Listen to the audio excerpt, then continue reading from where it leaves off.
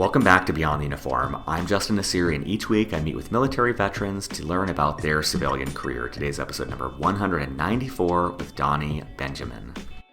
And I like to think too, just about everybody I meet is pretty purpose-driven, and it's a type of purpose-driven I haven't been involved with since I was in the Army. So I feel like that's especially valuable to veterans.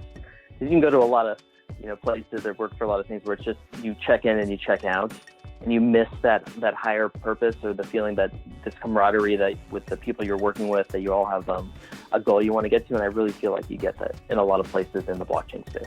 I believe this is the first time that I've had a guest on for a second time. Donnie joined me for episode number 186, where he talked about his transition from the Army to work in blockchain and Ethereum at a company called Consensus.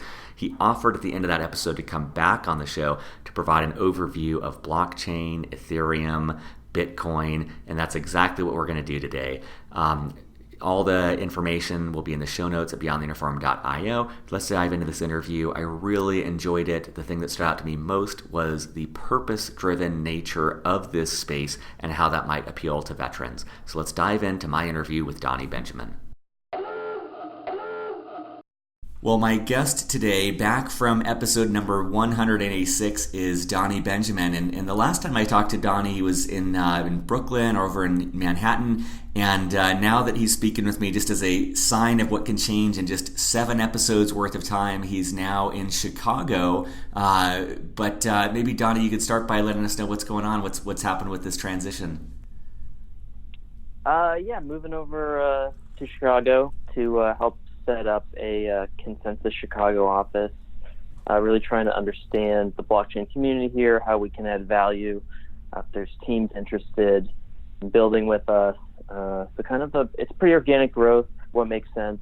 Pretty excited to be here, and thanks for having me on again, Justin. Yeah, I really enjoyed our last conversation, and towards the end you'd offered to go through kind of a primer or an overview of just blockchain and cryptocurrency and your perspective on the space and its history, and wanted to take you up on that. And so maybe just to start off, I know it's a big question, but I'm actually asking this question for personal reasons too. So I've asked 3 different friends who are some of the 3 smartest people I know, what is blockchain? They've given me great answers, and it still has not really sunk in and clicked for me. I feel like back in the 90s when someone must have been like, so what is this internet thing again? But I'm wondering, maybe we could just start off with the basics of what is blockchain, and don't be offended if I interrupt you with just kind of questions of things that I'm trying to understand more. Sure, and I think it's important to keep in mind that most people also don't know how TCP routing or packet switching work, which are the fundamentals of the modern internet, and they just trust that the internet works, right? Yep. So I think one of the reasons people get caught up in blockchain or trying to understand it at a deeper level is because there's coins or tokens associated with it, or some sort of financial gain. But I'd caution everybody to remember that. And it's also funny because when you talk about mining, or in Bitcoin's case, or currently in Ethereum's case also, people get so confused about this mining coins, and I always ask them, well, how does your government decide how much money to print? And if you're in the United States, unless you're sitting in the meeting of the Federal Reserve, you don't know. And with Bitcoin and Ethereum, it's very transparent how these stores of value, these tokens, get created. There's a timeline. With Bitcoin, we know there's only going to be around 21 million. So it's very clear and transparent. It's actually more clear and transparent. It makes more sense than how most governments that I'm aware of decide how much money to print and when. So I love that because I love the analogy with the internet, because it's true. Like, I don't really still I have been working in this space for nearly 10 years, everything internet technologies. I don't really understand the fundamentals of how the internet works. I don't understand that even the foundational elements of it, and yet people are still able to, without that knowledge, be effective on it and utilize it. And I think that kind of maybe lowers my anxiety about this conversation of not feeling like that is the absolute most critical thing to be able to dissect the intricacies of how this works.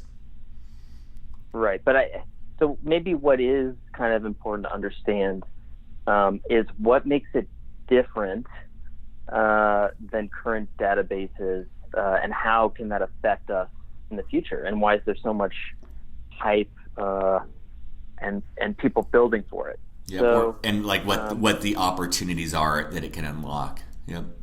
Exactly. And there's so many areas. When you talk about blockchain, there's so many areas to cover, and we probably won't get to them all, because you can take one area and digital identity, and you can just go into it and spend days at a workshop just on that aspect of how blockchain will affect that. So it might also help to go maybe a little bit back to basics. If we're talking 2008, 2009, financial crisis occurs, a person or persons named Satoshi Nakamoto releases a white paper, Bitcoin. The subtitle is like a peer-to-peer electronic cash system, and it's essentially this revolutionary idea that we don't need banks anymore. We don't need intermediaries to have trustless processes. So, if you were to even Venmo me money right now, Justin, it would go from your Venmo to your bank to my bank to my Venmo, and then I would probably take it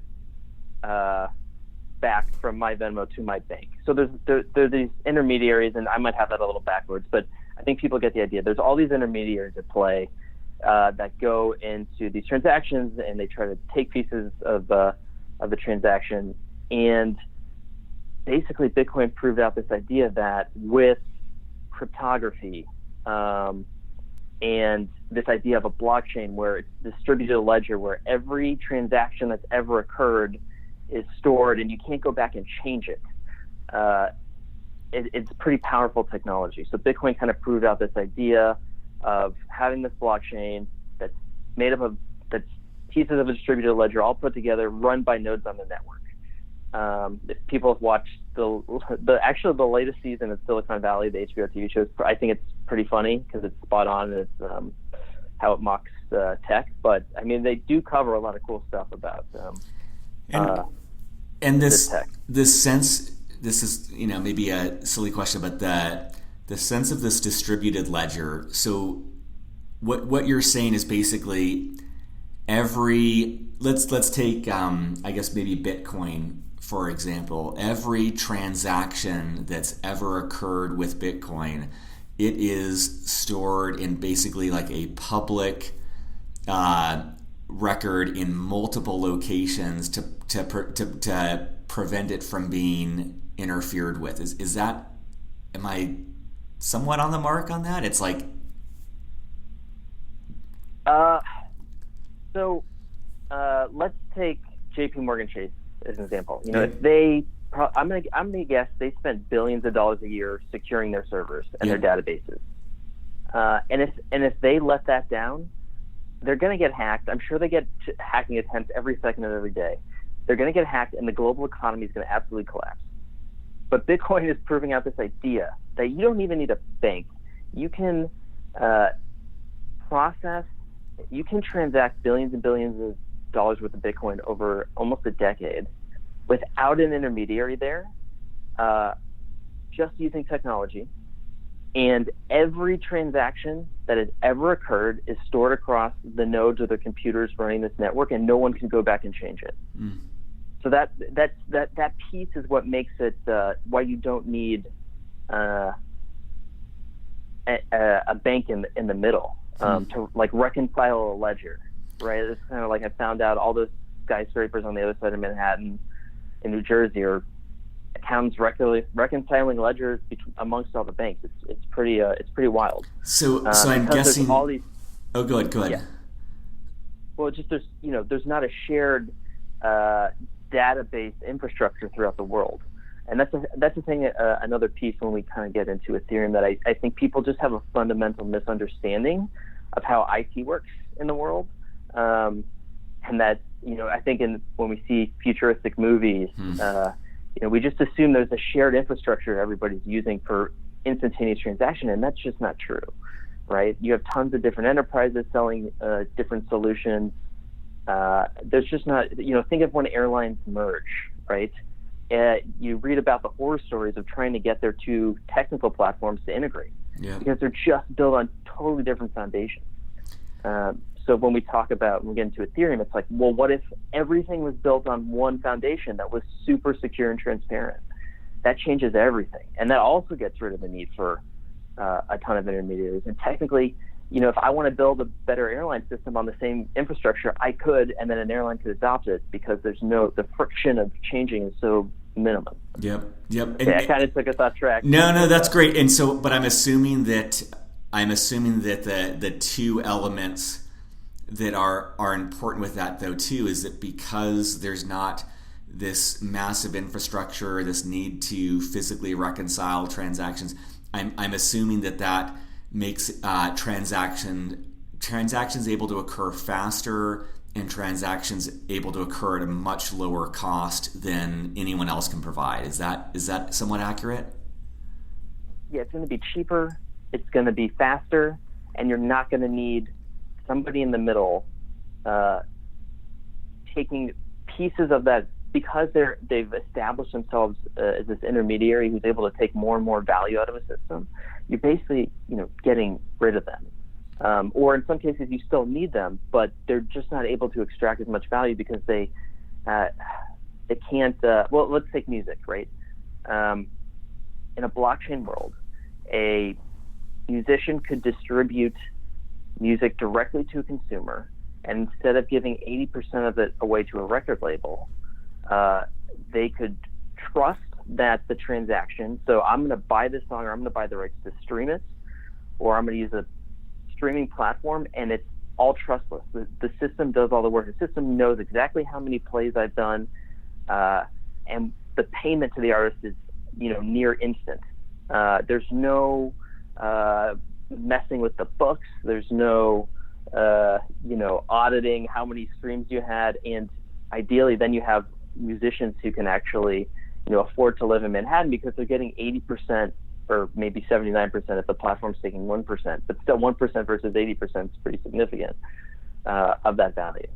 Does that make sense? Yeah, totally. And I'm just thinking of my sense is a lot of the people who, I don't know if this is still true, but like when this technology first became available, I can see why, and I think we talked about this in our last interview, like there are true believers behind this movement. I can see why this sense of transparency, of fairness, of a system that cannot be tampered with, I can see why that would have an appeal on a values level, and that a lot of the people who are working in this space, I'm guessing, are driven by those values. Like I think we had talked about that democratization of like just really spreading the power and not having power centralized anywhere. So I can see how this is both a technology, but also I imagine a lot of people culturally believing in this as a way forward, as a society, as a species on the planet. Definitely. I mean, it's a movement, and I heard a great quote. Someone was saying, a leader in the space was saying, I meet Republicans, Democrats, Libertarians, Socialists, Anarchists, extreme ultra-capitalists, and everybody sees something in this system that they love. It's like one of the most unifying movements I've ever seen or been a part of. And I think because people don't want to have to people want to be able to trust each other when they do business. Here's a good example of a blockchain digital identity. When we think about what happened with Equifax, right? One person's computer got hacked, and 140 something million records got stolen. That's insanity. Mm-hmm. First off, first off, that we're even beholden to these credit agencies. I read I think it was an editorial in the Wall Street Journal. It was basically saying, if you sign up for your airline rewards program and they get hacked, like it's still awful, but technically you signed up for it. So, there's a little bit on you, but the fact that none of us sign up for these credit agencies, they just collect information on us. We did nothing, check the box, and our information was stolen because one person had bad security, or the company had bad security. That's insane. So if you think about taking back our identities, and on the blockchain, I'm going to have my identity stored. So, on Ethereum, I have an identity. It's connected to me.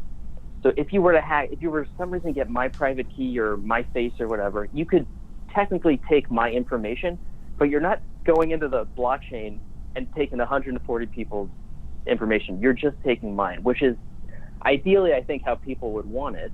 And when I resume control of my identity, and when I can access, so we have a team called Uport. They run a trial in Zug, Switzerland, where people basically had their ID on their Uport connected to Ethereum, and were able to access government services instantly.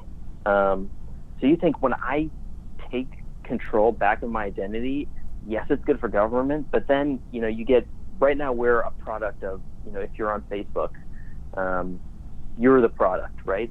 In blockchain world, when you own your identity, maybe you selectively disclose certain attributes about yourself to advertisers. So, you're a brown-haired male who likes snowboarding, then advertisers can pay you to look at, even more specifically targeted ads if you choose, if that's something you want to be a part of. So it's a completely different mind shift, and I think people would much rather get paid to look at ads than having a company make a ton of money off of their identity. That's so wild. I mean, let me just play this back, and it's like, so I'm thinking when I read a magazine, maybe 20% of that magazine is actually advertisements. And that is because an advertiser has paid the magazine because they believe, the magazine, that a certain type of person reads it, and they're trying to get in front of them. And so the magazine's giving me value. They're giving me articles. They're giving me all this stuff. But they're also making money off of me because I'm reading these ads. And what you're saying is, this changes the equation where if the company wants to get a hold of me, it's almost like paying me to reveal more of myself. It's like paying me to know more about me, to know if I would be a good fit. It's in some senses, it's removing the intermediary of whoever is selling the ads. Is that some correct interpretation of what you just said? Sure, and I think it's really a scale of, do you want privacy, or are you willing to give up some of that for maybe getting some tokens and having more targeted ads that might work for you? Yeah. Privacy is a huge thing, and something I was very ignorant of until I really started reading about the space is our identities are sold. I mean, I don't think people realize, when you browse the internet, your internet service provider is collecting everything you do and selling it. I mean, we are packaged up in our identities, and other companies make so much money off of what we do, and we really don't know about it. I mean, I've been reading about smart TVs that kind of trick you into allowing you to collect data on your viewing habits. And look, if you want to, to me, it's a spectrum. If you want to be super private, if you think you have a right to privacy when you browse the internet, because you're paying an internet service provider a good amount of money a month and you feel like you should have privacy with that, great. But maybe you choose that, privacy is not your biggest thing, and you really want, if you're going to have to look at ads, you'd rather get paid to look at them, that's fine too. But the thing is, we don't really have that on the internet right now, and what we do, and things that are connected. So we're trying to bring back, I think blockchain's also trying to bring back our identity to ourselves, but also let us have privacy in our lives again. So when you're reading the news, there's just, I think in the last several years, there's been so much, I mean longer than that, but there's been so much about privacy.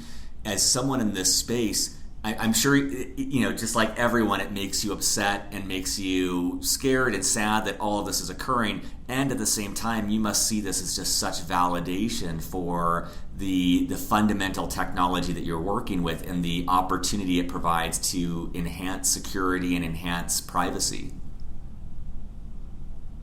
Exactly, and I don't think it's an extreme idea, right? I think if more people were just aware how much information is collected on them, I think they'd be in the movement too. It's just until you really start studying and understand, it's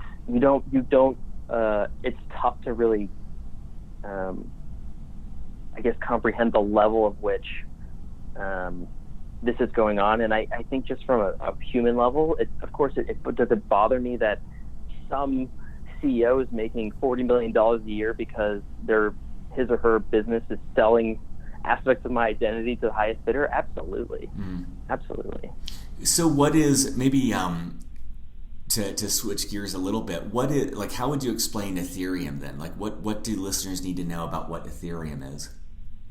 Okay, good question. So Bitcoin is the digital token for the Bitcoin blockchain. And really, people are trying different things. People have tried for years, but really the Bitcoin blockchain is really good at transacting Bitcoin. So young genius guy named Vitalik Buterin created this thing called Ethereum, which is taking the idea of a blockchain, but allowing you to build basically a new internet, or what we call Web3, where you can do more than just transact Bitcoin. So there's this idea of smart contracts, which are neither smart nor contracts, they're just code, but they take that idea of trustlessness in a system and allow it to execute on the Ethereum blockchain near instantly. So Bitcoin, I think originally the idea was it's a currency, now it's more of a store of value. Ether is the token that runs the Ethereum blockchain. Ether's a fuel. It's like you access Google services for free because you're the product in a way. They're getting paid off your identity. So in a decentralized internet, if it's going to run instantly and be a global computer, there has to be a way for it to self-sustain. So this idea of you make small payments in Ether to run transactions. So I want to listen to music. There's going to be a little bit of Ether that it's going to be paid into the transaction to keep the system going. Does that make sense? So if what I'm taking from that is that it's almost like a fundamental technology to do different things, and depending on what I want to do, I'm almost paying a very, very small amount to do that one thing. So if I wanted to listen to music, if I wanted to execute a contract, if I wanted to do whatever else, I'm just putting that, I like the analogy of fuel, I'm putting that fuel into the system to get whatever it is I want out of it. Is that correct? At the very basic level, yes. I mean, there are things being done to even decrease those transaction costs, but and you can have a private permission Ethereum blockchain that does not require that internally. But if you want to do transactions to the public Ethereum blockchain, you would need some Ether. But yes, and I think I just think about it. And what is the, I guess, what is the advantage to using for me as a user? What is the reason that I would choose to go with paying Ethereum to this versus listening to you use music as an example, listening to music on Spotify? What's the reason that I would want to pay something to go the Ethereum route? Right now, you wouldn't, because the reality check of blockchains right now is a lot of this is still, Ethereum still works as amazing revolutionary technology, but it has limitations in speed and scalability and security. Privacy. So that's all big, right? Because everything's open. It's everybody can know what's going on.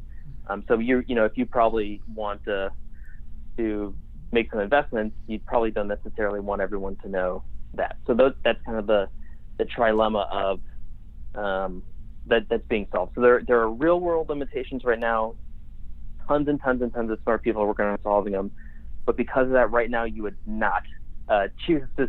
I mean, we do have a great project called Ujo. People do use it, but for the average user who doesn't want to download an extension and then buy Ether and then use that Ether to buy tokens, and it's a complicated process.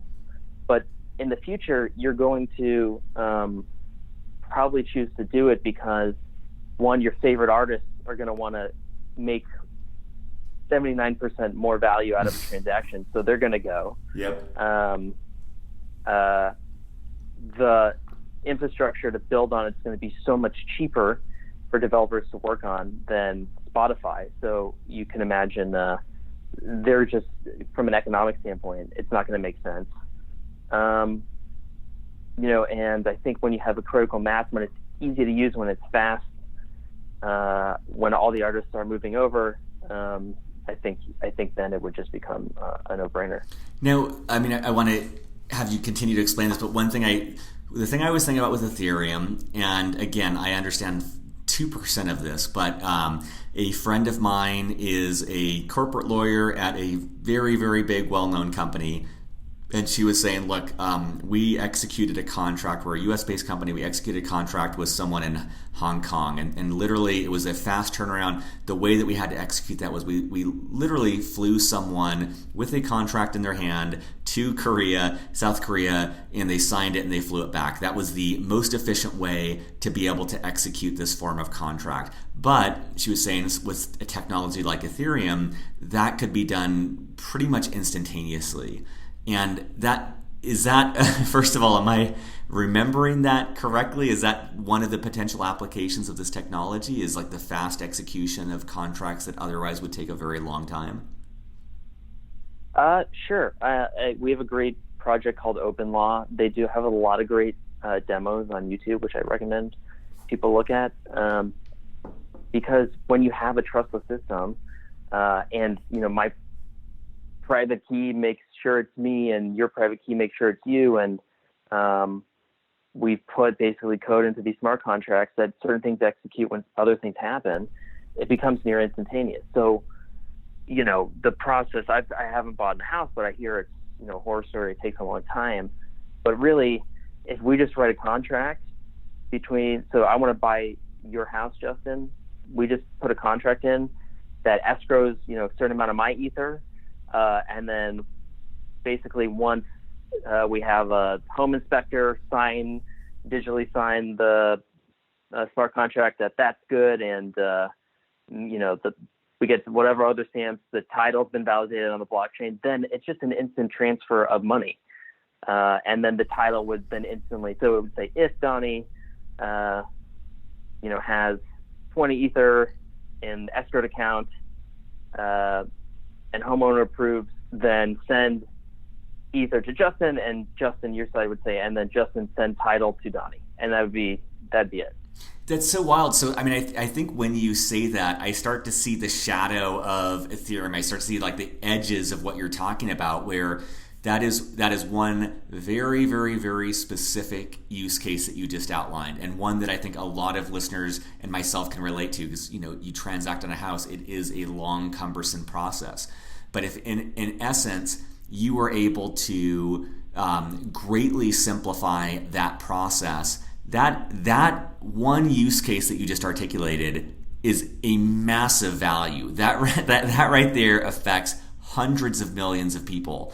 And that's one, it's just like, my sense is that's a splinter of the overall opportunity with Ethereum. Like, you just outlined one use case that is massive financially and massive in terms of the people it impacts. And that's one of 100,000 different options of how Ethereum can be used. And that's, when you say that, I start I start to sense the size of the opportunity that you're dealing with, where it might not be fully here, but there's so many different offshoots of where this could go.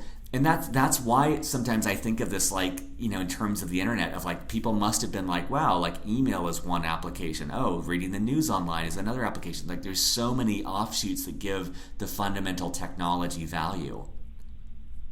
It's insane. when you think of email, what if you had to pay a sliver amount of ether to send an email?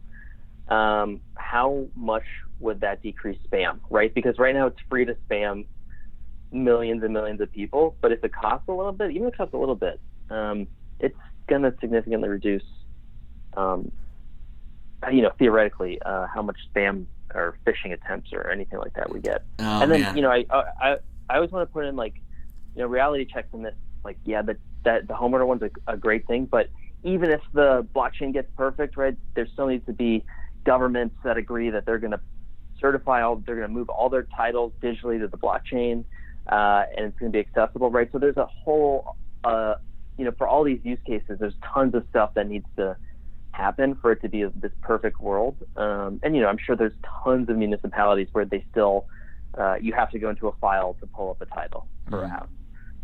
So that's another aspect. But you're absolutely right. I mean, the way business and society changes and the way we interact with each other, it's huge. Could you give just maybe one or two other use cases? For me, that's like helping me understand, like the email thing is awesome. I'm so sick of spam email, and it's like, wow, like that does actually make sense. If people were paying a very tiny amount of money, they couldn't just mass email hundreds of thousands of people. And the real estate example made sense. Are there any other examples that come to mind of things that people are trying to do with Ethereum as a foundation or blockchain as a foundation? Wow, I mean, I just about every single industry, people are trying to do things. I think a great example for government, I mean, to just dive into government services, right? We still hold our identities on these plastic cards. It's crazy. And some of them are, you can easily forge. And when you change addresses, you have to go order another one. If you want to prove residency, you have to, or if you want to use government services, you might have to prove residency through that. But what if you were validated through the government on the blockchain, and then when you changed your address, it just updated instantly, or you moved, it just updated instantly? We think, a truly paperless world is possible in blockchain, right? Clearly that did not happen with Web 2 or even the internet. There's still tons of paper. You still need to fill out tons of forms. You still need to get mailed plastic cards that are validations of who you are.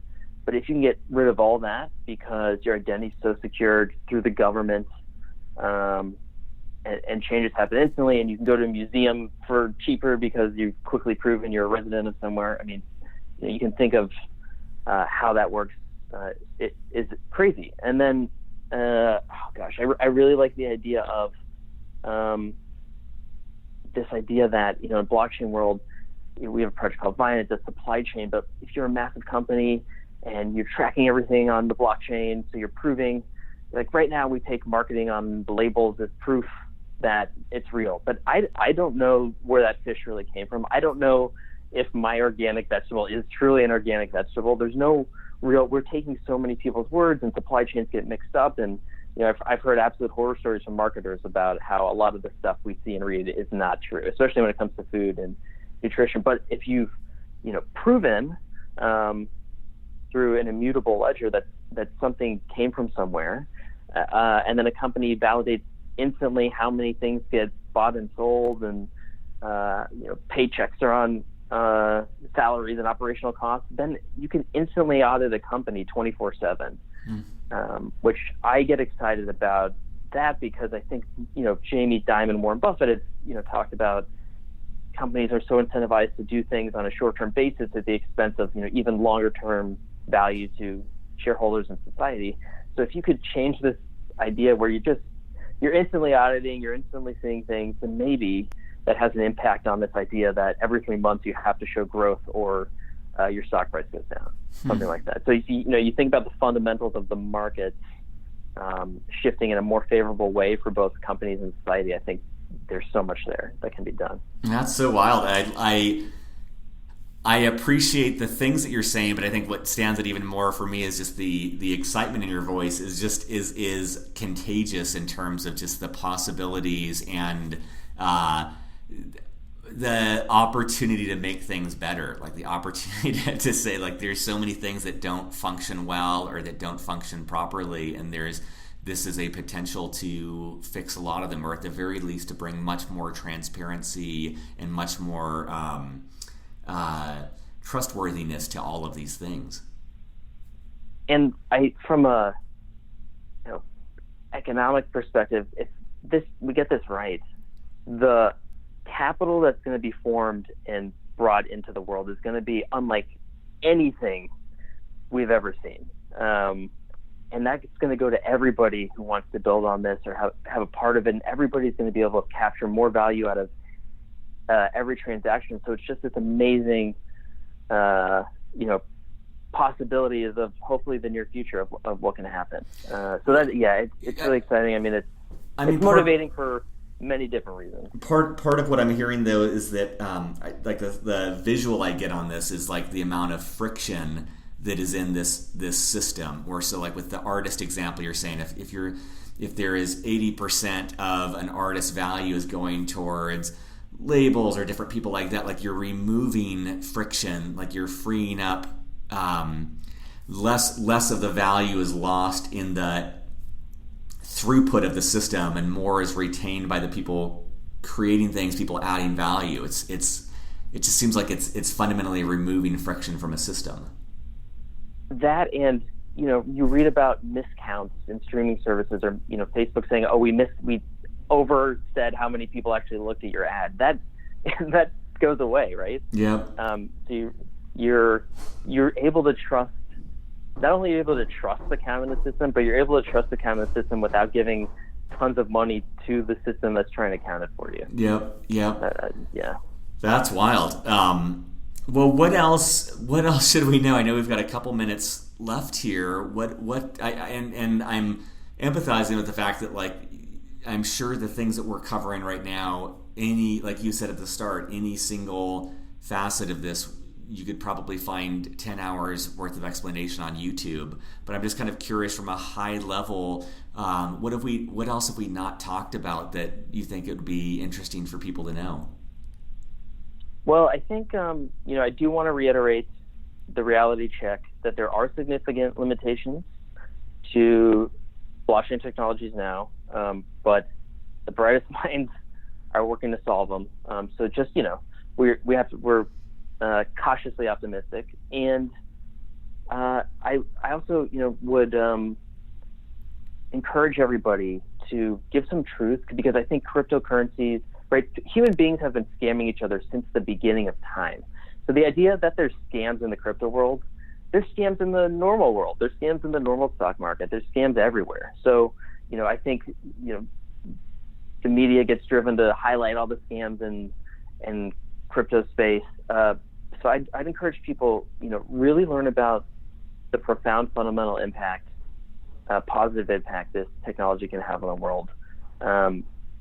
Don't ignore the scammers. Don't give them the time of day. I think unfortunately Bitcoin started to get a bad rap because it was used as payments in the dark web, Silk Road, for buying drugs and other awful things. That was an unfortunate first active use case for Bitcoin. The technology behind it is so much more than that. It can be so beneficial to society.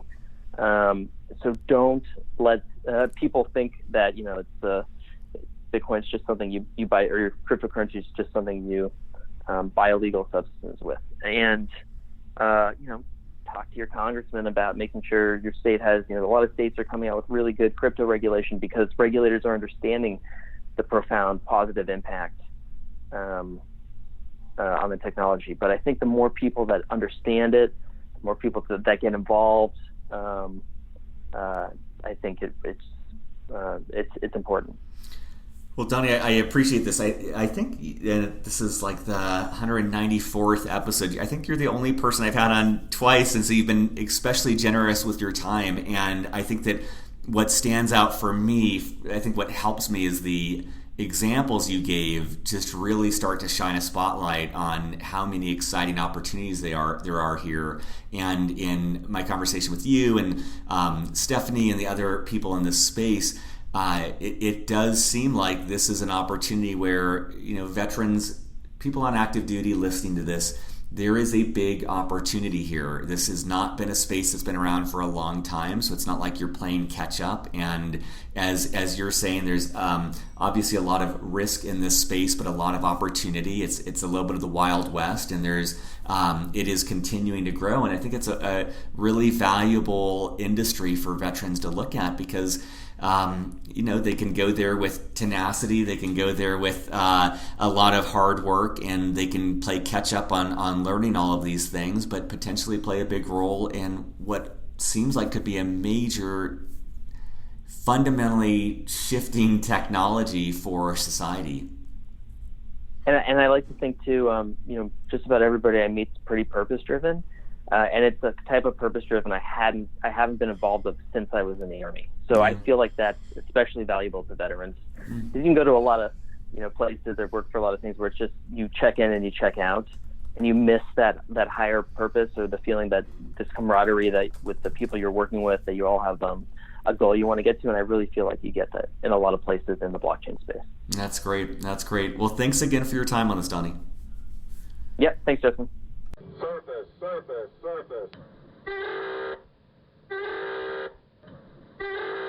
I hope this was helpful for you. There are about 4 other interviews related to the blockchain space at beyondtheuniform.io. If you would like more in this space, please drop me a note. Let me know. Would love to know that you want me to continue digging in this path. I feel like at this point we've probably covered the basics here, and so I'm going to move on to a couple new industries, but keep the feedback coming. As always, at beyondtheuniform.io, you'll find our coaching program. It's a great way to discover your values and what you might want to do next in your career, whether you're on active duty or whether you've been out for 10 years. There's also many other episodes there, an opportunity to donate, and an opportunity to leave a review on iTunes, which is always greatly, greatly appreciated. Take care and see you next week.